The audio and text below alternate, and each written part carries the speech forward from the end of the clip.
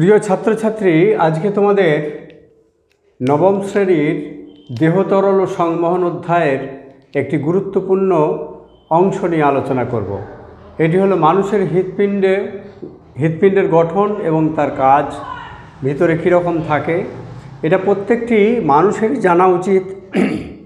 এগুলো জানলে মানুষ তার নিজের হার্ট সম্পর্কে অনেক কিছু বুঝতে পারে। তো যাই হোক, আজকে আমরা প্রথমেই চলে আসি হৃৎপিণ্ড কাকে বলে। না, যে পাম্প যন্ত্র, এটি একটি পাম্প যন্ত্র, যে পাম্প যন্ত্র শরীরের বিভিন্ন অংশ থেকে শিরার মাধ্যমে রক্তগুলোকে সংগ্রহ করে তীব্র বেগে ধমনির মাধ্যম দিয়ে সারা দেহে ছড়িয়ে দেয় এবং পরিবহনের বিভিন্ন কাজ করে, সেই পাম্প যন্ত্রটিকে বলে হৃৎপিণ্ড।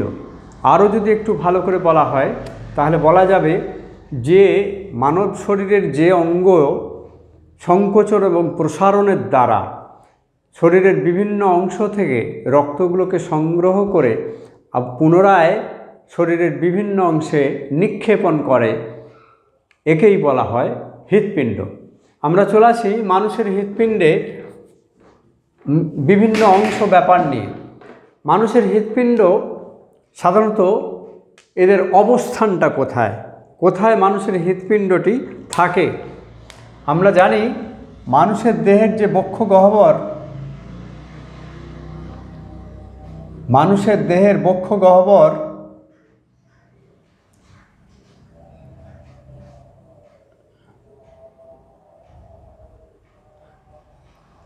গহ্বরের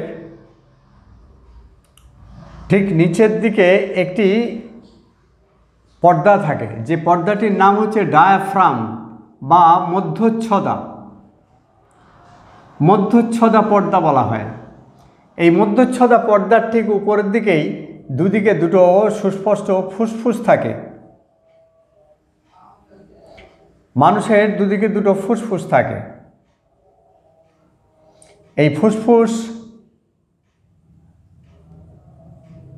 দুদিকে দুটো ফুসফুস থাকে।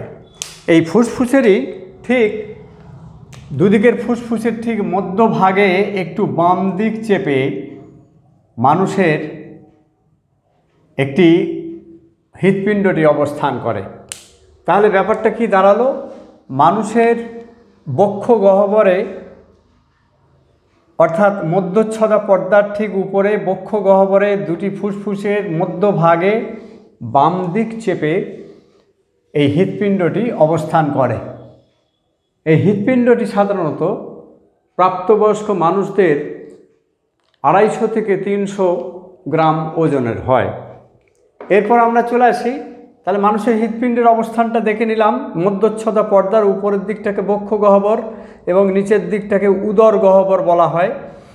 এবং এই উদর গহ্বর এবং বক্ষ গহ্বরের মাঝখানে যে মধ্যচ্ছদা পর্দা থাকে তার ঠিক উপরেতে দুদিকে দুটো ফুসফুস থাকে এবং ফুসফুসের মধ্যভাগে হৃৎপিণ্ডটি অবস্থিত এবং হৃৎপিণ্ডটি বাম দিক চেপে থাকে।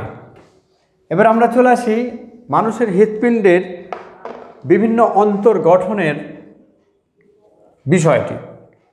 আমরা প্রথমেই দেখব এই হৃৎপিণ্ডটি ঠিক আমাদের এইভাবে আঁকা আছে, অর্থাৎ এই দিকটা বাঁ দিক, এদিকটা ডান দিক, অর্থাৎ মাঝখানের এটাকে বলা হয় ডান অলিন্দ বা রাইট অ্যাট্রিয়াম এবং এটিকে বলা হয় বাম অলিন্দ। ঠিক একইভাবে এদিকটাকে বলা হয় বাম নিলয় বা লেফট ভেন্ট্রিকল, আর এদিকটাকে বলা হয় ডান নিলয়, অর্থাৎ রাইট ভেন্ট্রিকল। আমরা চলে আসি, প্রথমেই একটা একটা করে তার গঠন দেখে নিই। ডান অলিন্দতে কি কি থাকে? ডান অলিন্দ একটা, সাধারণত দুটো অলিন্দই পাতলা প্রকোষ্ঠ প্রাচীর বিশিষ্ট এবং নিচের দিকের যে নিলয়টি থাকে, নিলয়টি পুরু পেশি বহুল। এই পেশিগুলোর কথায় আমরা পরে আসবো, আগে অলিন্দের কথায় আসি। তারও আগে আরেকটা জিনিস জেনে নিই। সমগ্র হৃৎপিণ্ডটি একটি পাতলা পর্দা দ্বারা চতুর্দিকে আবৃত থাকে, দ্বিস্তর বিশিষ্ট পাতলা পর্দা দ্বারা আবৃত থাকে। এই দ্বিস্তর বিশিষ্ট পাতলা পর্দাটিকে বলা হয় পেরিকার্ডিয়াম। পেরিকার্ডিয়াম। এই পেরিকার্ডিয়াম দ্বিস্তর বিশিষ্ট, এর দুটো স্তর থাকে, এই দুটো স্তরের মাঝখানটাকে বলা হয় পেরিকার্ডিয়াল স্পেস, এবং এর মধ্যে একটি জলীয় পদার্থ থাকে, তরল পদার্থ থাকে। এই তরল পদার্থ থাকে বলে যখন হৃৎপিণ্ডটি সংকোচন এবং প্রসারণ হয় তখন এর মধ্যে কোনো ঘর্ষণ জিনিস লক্ষ্য করা যায় না। তাহলে এটাকে ফ্লুইড বলা হয়, পেরিকার্ডিয়াল ফ্লুইড মাঝখানে থাকে তরল জলের মতো, এবং দ্বিস্তর বিশিষ্ট পাতলা পর্দা, এটাকে একত্রে বলা হয় পেরিকার্ডিয়াম। এরপর আমরা চলে আসি মূল জায়গায়। তাহলে অলিন্দের কথায় আমরা ছিলাম। অলিন্দটি, ডান অলিন্দ সাধারণত দুদিক থেকে দুটি মহাশিরা আসে। পশ্চাৎ দেশ থেকে একটি মহাশিরা আসে, এটাকে বলা হয় নিম্ন মহাশিরা। সাধারণত নিচু দিকে, মানুষের বক্ষের নিচের দিক থেকে সমস্ত অঙ্গের রক্তকে একত্রিত করে কার্বন ডাইঅক্সাইডযুক্ত রক্ত নিম্ন মহাশিরার দ্বারা ডান অলিন্দেতে আসে, এবং উপরের দিক থেকে একটি ঊর্ধ্ব মহাশিরা মানুষের বক্ষ গহ্বরের উপরের দিকের অংশ থেকে, বিভিন্ন অঙ্গ থেকে রক্ত পরস্পর একত্রিত করে ঊর্ধ্ব মহাশিরার সাহায্যে ডান অলিন্দতে, এই ছিদ্রপথের ডান অলিন্দতে আসে, এবং নিম্ন মহাশিরা দিয়ে কার্বন ডাইঅক্সাইডযুক্ত রক্ত, এদিকটাও কার্বন ডাইঅক্সাইডযুক্ত রক্ত নিম্ন মহাশিরা দিয়ে এই ছিদ্রের পথে ডান অলিন্দতে আসে। একই সঙ্গে এই ডান অলিন্দের প্রকোষ্ঠে আরেকটি ছিদ্র আমরা দেখতে পাবো। এই ছিদ্রটিকে বলা হয় করোনারি সাইনাস। ছিদ্রটিকে করোনারি সাইনাস বলা হয় না। করোনারি সাইনাস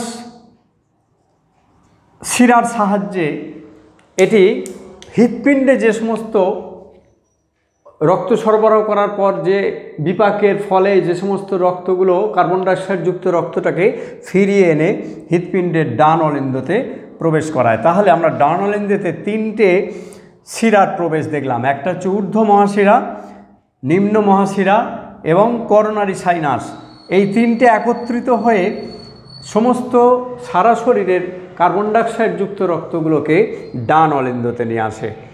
একইভাবে বাম অলিন্দতে আসে, এদিক থেকে দুটো ফুসফুসীয় শিরা, বাম দিক থেকে দুটো ফুসফুসীয় শিরা, দেখেই বোঝা যাচ্ছে এটা ফুসফুস থেকে আসে, এবং ডান দিক থেকে দুটো ফুসফুসীয় শিরা থাকে। এই জন্যে বাম অলিন্দতে চারটি ছিদ্র থাকে। এই চারটি ছিদ্র পথে বাম দিক থেকে দুটো ফুসফুসীয় শিরা এবং ডান দিকের ফুসফুস থেকে দুটো ফুসফুসীয় শিরা এসে অক্সিজেনযুক্ত রক্ত, যেহেতু ফুসফুস থেকে আসছে, অক্সিজেনযুক্ত রক্ত বাম অলিন্দতে আসে। এবারে ডান অলিন্দ থেকে ডান নিলয়ে রক্ত যায়, মাঝখানে একটি কপাটক বা ভাল্ব থাকে। এই ভাল্বটির নাম হচ্ছে ত্রিপত্র কপাটক, বাংলায় বলা হয় ত্রিপত্র কপাটক, ইংরাজিতে বলা হয় ট্রাইকাসপিড ভাল্ব। একইভাবে বাম দিকে আমরা একটি ভাল্ব দেখতে পাবো বাম অলিন্দ এবং বাম নিলয়ের মধ্যস্থলে, এটাকে বলা হয় দ্বিপত্র কপাটক বা বাইকাসপিড ভাল্ব। এর আরেকটা নাম আছে মাইট্রাল ভাল্ব, এটাকে মাইট্রাল ভাল্বও বলা হয় এদিক থেকে। এরপর আমরা চলে আসি ডান নিলয় এবং বাম নিলয়, এবং দুটি অলিন্দ এবং নিলয়ের মাঝখানে একটা প্রাচীর থাকে। এই প্রাচীরটিকে বলা হয় আন্ত অলিন্দ নিলয় ব্যবধায়ক। অর্থাৎ ইন্টার অরিকিউলো ভেন্ট্রিকিউলার সেপ্টাম ইংরেজিতে বলা হয়। অর্থাৎ এই পর্দার কাজ হচ্ছে বাম অলিন্দ, ডান অলিন্দ, বাম নিলয়, ডান নিলয়। এই বাম এবং ডান মাঝখানে যে পর্দাটি অবস্থিত থাকে তাকেই বলা হয় আন্ত অলিন্দ নিলয় ব্যবধায়ক। এরপর আমরা চলে আসি ডান নিলয়ে। তাহলে ডান নিলয়ে সমস্ত কার্বন ডাইঅক্সাইড যুক্ত ডান অলিন্দ থেকে ডান নিলয়ে চলে আসে। এরপরে এই ডান নিলয় থেকে রক্তটি ফুসফুসীয় ধমনির সাহায্যে, এটা হলো ফুসফুসীয় ধমনী, এটাকে বলা হয় ফুসফুসীয় ধমনী বা পালমোনারি অ্যাওর্টা। এই ফুসফুসীয় ধমনির সাহায্যে এটা বাঁ দিকের ফুসফুসে চলে যায় এবং এটা ডান দিকের ফুসফুসে চলে যায়। এই ডান নিলয় এবং ফুসফুসীয় ধমনির মাঝখানে প্রবেশপথে একটি অর্ধচন্দ্রাকৃতি ভাল্ব থাকে। এই ভাল্বটিকে বলা হয় পালমোনারি ভাল্ব, পালমোনারি কপাটক, পালমোনারি ভাল্ব। এটাকে আরেকটা নাম বলা হয়, দেখতে অর্ধচন্দ্রের মতো, এই জন্য এটা অর্ধচন্দ্রাকৃতি ভাল্বও বলা হয়। একইভাবে আমরা বাঁ দিকে চলে আসি। বাঁ দিকে দ্বিপত্র বা মাইট্রাল ভাল্ব পেরিয়ে অক্সিজেনযুক্ত রক্ত ফুসফুসীয় শিরার সাহায্যে বাম অলিন্দেতে যে অক্সিজেনযুক্ত রক্তটা এসেছে সেটা দ্বিপত্র কপাটক ভেদ করে বাম নিলয়ে চলে আসে। বাম নিলয় থেকে রক্ত মহাধমনী, এটা হলো মহাধমনী, মহাধমনীর মাধ্যম দিয়ে সারা দেহে ছড়িয়ে পড়ে। বাম নিলয় থেকে মহাধমনীর প্রবেশপথে এখানে একটা ভাল্ব থাকে বা কপাটক থাকে, এটাও অর্ধচন্দ্রাকৃতি কপাটক। এটা অর্ধচন্দ্রাকৃতিও কপাটকও বলা হয়, আর বলা হয় অথবা অ্যাওর্টিক ভাল্বও বলা হয়। তাহলে আমরা এতগুলো ভাল্ব পেলাম। এইবার আমরা চলে আসি যে রক্ত কীভাবে, তার আগে আরেকটু বলে নিই, সেটা হচ্ছে যে হৃৎপিণ্ডের, গোটা হৃৎপিণ্ডটার কতগুলো স্তর আছে। এই সব থেকে বাইরের স্তরটাকে বলা হয় এপিকার্ডিয়াম, সব থেকে বাইরের স্তরটিকে বলা হয় এপিকার্ডিয়াম, এবং মাঝের এই স্তরেতে থাকে সাধারণত হৃৎপেশি, এই স্তরটিকে বলা হয় মায়োকার্ডিয়াম, মায়োকার্ডিয়াম। এবং একেবারে ভেতরের দিকের স্তরটাকে বলা হয় এন্ডোকার্ডিয়াম, এন্ডোকার্ডিয়াম। সাধারণত হৃৎপেশিটা, এখান থেকে প্রশ্ন হতে পারে হৃৎপিণ্ডের কোন অংশে হৃৎপেশি অবস্থিত, তাহলে বলতে হবে যে মায়োকার্ডিয়াম অংশে হৃৎপেশি অবস্থিত। এরপর আমরা চলে আসি যে রক্ত কীভাবে সংকুচিত হয় এবং হৃৎপিণ্ড কীভাবে সংকুচিত হয় এবং প্রসারিত হয়। হৃৎপিণ্ডের সংকোচনকে সিস্টোল বলে এবং প্রসারণকে বলা হয় ডায়াস্টোল বলা হয়। যখন উভয় দিক থেকে অলিন্দ দুটি প্রসারিত হয় তখন ডান দিকে নিম্ন মহাশিরা, ঊর্ধ্ব মহাশিরা এবং করোনারি সাইনাসের মাধ্যম দিয়ে রক্ত ডান অলিন্দতে কার্বন ডাইঅক্সাইড যুক্ত রক্ত এসে পৌঁছায়। একই সঙ্গে বাম অলিন্দতে ফুসফুসীয় শিরার মাধ্যমে, এইগুলোর মাধ্যমে বাম অলিন্দে অক্সিজেনযুক্ত রক্ত ফুসফুস থেকে পৌঁছায়। এবারে অলিন্দগুলো যখন প্রসারিত হয় তার পরে এই রক্ত পরিপূর্ণ হলে অলিন্দের সিস্টোল হয়, অর্থাৎ সংকোচন হয়। এই সময় নিলয়ে প্রসারিত হয়, অর্থাৎ নিলয়ে ডায়াস্টোল। অলিন্দের যখন সিস্টোল হয় নিলয়ের তখন ডায়াস্টোল হয়।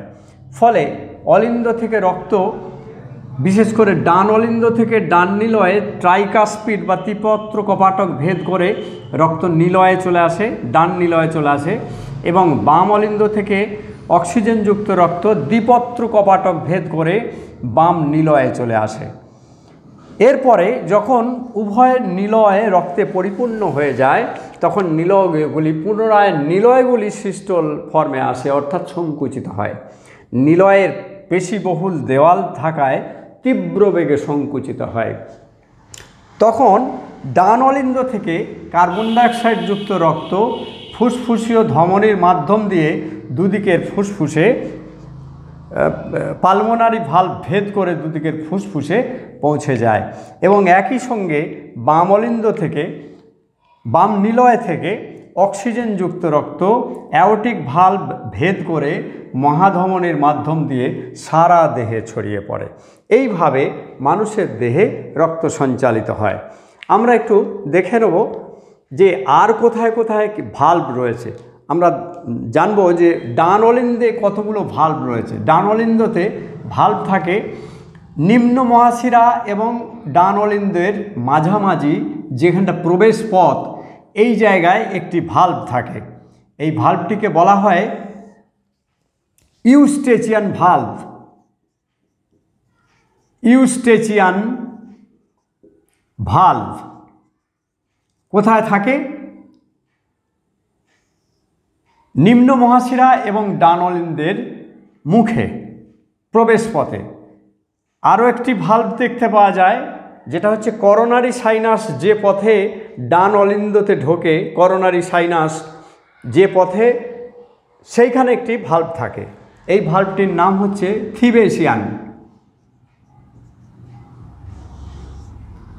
থিবেসিয়ান ভালভ বা থিবেসিয়ান কপাটিকা থাকে। তাহলে ডান অলিন্দতে তিনটে কপাটিকা থাকে।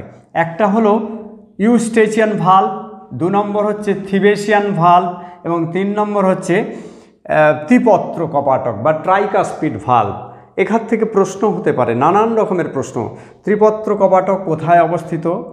উত্তর হবে ডান অলিন্দ এবং ডান নিলয়ের মধ্যবর্তী স্থলে। বলবে ইউস্টেচিয়ান ভালভ কোথায় দেখা যায়? নিম্ন মহাশিরা এবং ডান অলিন্দের প্রবেশ পথে।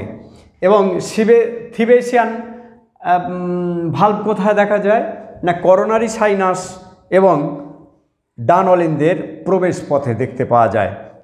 এবং ডান অলিন্দতে আমরা ডান নিলয়েতে কপাটিকা দেখতে পাই, এটা বলে দিয়েছি পালমোনারি ভালভ বা অর্ধচন্দ্রাকৃতি কপাটক। এবারে বাম দিকে আসি।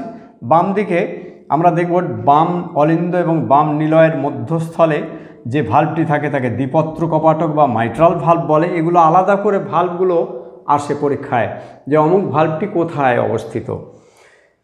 এবং বাম নিলয় ও মহাধমনির প্রবেশ পথে অ্যাওর্টিক ভালভ থাকে, যেটি বাম নিলয় থেকে এই অ্যাওর্টিক কপাটিকা ভেদ করে মহাধমনি দিয়ে সারা দেহে ছড়িয়ে পড়ে রক্ত। এই হচ্ছে মূল ভালভগুলি। এবার আমরা চলে আসি যে মানুষের দেহে রক্ত কিভাবে সংবাহিত হয়। একটা ছোট্ট করে সুন্দর করে ছবি করে আঁকা আছে, দেখো। এটা হচ্ছে ডান অলিন্দ, ডান নিলয়, এদিকটা বাম অলিন্দ বাম নিলয়। এদিকটা এঁকেছি বলে এদিকটা লিখিনি, ডান অলিন্দ ডান নিলয়, বাম অলিন্দ বাম নিলয়। সারা শরীরের রক্ত জালক থেকে, দেহের বিভিন্ন অংশের রক্ত জালক থেকে উৎপন্ন শিরাগুলি আস্তে আস্তে রক্তটাকে ফিরিয়ে আনে হৃৎপিণ্ডতে। কোথায়? ডান অলিন্দতে। কার মাধ্যমে? ঊর্ধ্ব মহাশিরা, নিম্ন মহাশিরা এবং করোনারি সাইনাসের মাধ্যমে ডান অলিন্দতে আসে। ডান অলিন্দ থেকে ডান নিলয়ে যায় ট্রাইকাস্পিড ভালভ ভেদ করে। এরপরে ডান নিলয় থেকে রক্তটা ফুসফুসে পৌঁছে যায় ফুসফুসীয় ধমনির সাহায্যে। ফুসফুসে গিয়ে কার্বন ডাইঅক্সাইডযুক্ত রক্তটা ফুসফুসে গিয়ে কার্বন ডাইঅক্সাইডটাকে দিয়ে অক্সিজেনটাকে গ্রহণ করে ফুসফুসীয় শিরার মাধ্যমে রক্তটি বাম অলিন্দতে আসে এবং বাম অলিন্দ থেকে বাম নিলয় থেকে মহাধমনির মাধ্যম দিয়ে আবার সারা দেহের প্রত্যেকটি অংশে চলে যায়। তাহলে আমরা দেখলাম যে দেহেতে যাওয়ার জন্যে রক্তকে পরপর দুবার হৃৎপিণ্ড অতিক্রম করতে হয়। একবার হৃৎপিণ্ড থেকে রক্ত ফুসফুসে যায়, আবার ফুসফুস থেকে আবার হৃৎপিণ্ড আসে। এই যে চক্র, এই চক্রটিকে বলা হয় পালমোনারি চক্র, পালমোনারি চক্র বা ফুসফুসীয় চক্র। এবং আরেকটিতে দেখা যায় যে মহাধমনীর সাহায্যে রক্তজালক সারা দেহে ছড়িয়ে পড়ে এবং সারা দেহ থেকে আবার ডান অলিন্দতে ফিরে আসে কার্বন ডাইঅক্সাইডযুক্ত রক্ত। এই যে হৃৎপিণ্ড থেকে দেহের বিভিন্ন অংশ থেকে আবার হৃৎপিণ্ড, এটিকে বলা হয় সিস্টেমিক সাইকেল বা সিস্টেমিক চক্র বলা হয়। এই জন্যে আমাদের মানুষের হৃৎপিণ্ডে এই দুটো চক্র সম্পন্ন হয়, একটা পালমোনারি চক্র, একটা সিস্টেমিক চক্র। সাধারণত যে সমস্ত প্রাণীর হৃৎপিণ্ড চারটি করে প্রকোষ্ঠ অর্থাৎ দুটি অলিন্দ দুটি নিলয়, তাদের সকলের ক্ষেত্রেই এই দ্বিচক্রী হৃৎপিণ্ড দেখতে পাওয়া যায়।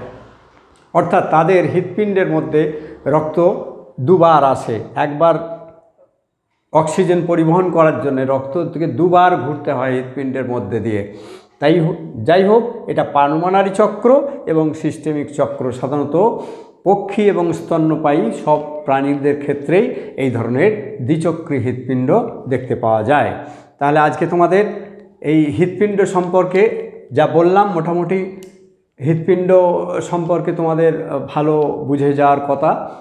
তোমরা যদি ভালো লাগে লাইক দেবে আর বন্ধুবান্ধবদের মধ্যে শেয়ার করবে। যদি কোনো অসুবিধা হয় তাহলে কমেন্ট বক্সে অবশ্যই জানবে। আর এখন পর্যন্ত যারা সাবস্ক্রাইব করনি তারা আমার ইউটিউব চ্যানেলটি সাবস্ক্রাইব করবে। ধন্যবাদ।